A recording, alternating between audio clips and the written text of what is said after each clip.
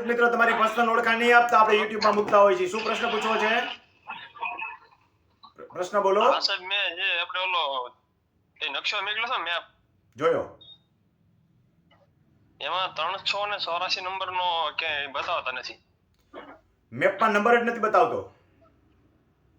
હા સાહેબ, એમ છે, મેપમાં નંબર જ નથી બતાવતા. તમારો સર્વે નંબર બતાવતો નથી. ઓલો ઉડાફ નંબર એટલો છે સાહેબ. તમે છે ને એકવાર માપણી માટેની અરજી કરી દો. હા. માપણીની ઓનલાઈન અરજી થાય, સસ્તી પડે. કેટલા વીઘા જમીન છે? એમાં 8 વીઘા છે, પણ એમાં બે નંબર છે ટોટલ, પૈકી એક ને પૈકી બે. હા તો 600 રૂપિયા બે વખત થયા. 1200 રૂપિયામાં બે સર્વે નંબર મપાઈ એમની જશે. સાહેબ ઉડાફ નંબર એટલે શું? ઉડાફ નંબર એ નંબરનો ભાગ છે, એની ચિંતા કરો માં. હું શું કહું છું, હા. નકશામાં નથી એનો રસ્તો તમને બતાવી દઉં છું. ટેકનિકલ વર્ડમાં પડો માં.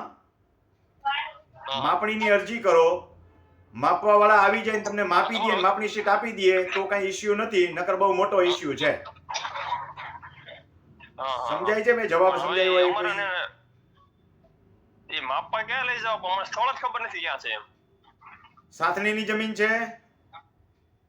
ના વર્ષો જૂની છે, લગભગ 3-4 પેઢી છે, હાલે લગભગ મને 100 વર્ષ પહેલાની છે. તમે વાવો તો છો ને, કબજો તો છે ને તમારી પાસે? પણ હવે કબજો તો હું પૂછું એટલાનો જવાબ આપો. હું પૂછું એટલાનો જવાબ આપો ને ભાઈ. હે?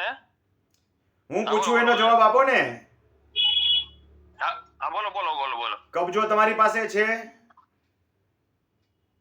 હવે સાહેબ એમાં એવું છે, કબજો છે કે નહીં એમને ખબર નથી. અમારે મોટા બે નંબરો છે, હવે એની અંદર છે કે નથી તમે છે ને પેટ ચોરો છો.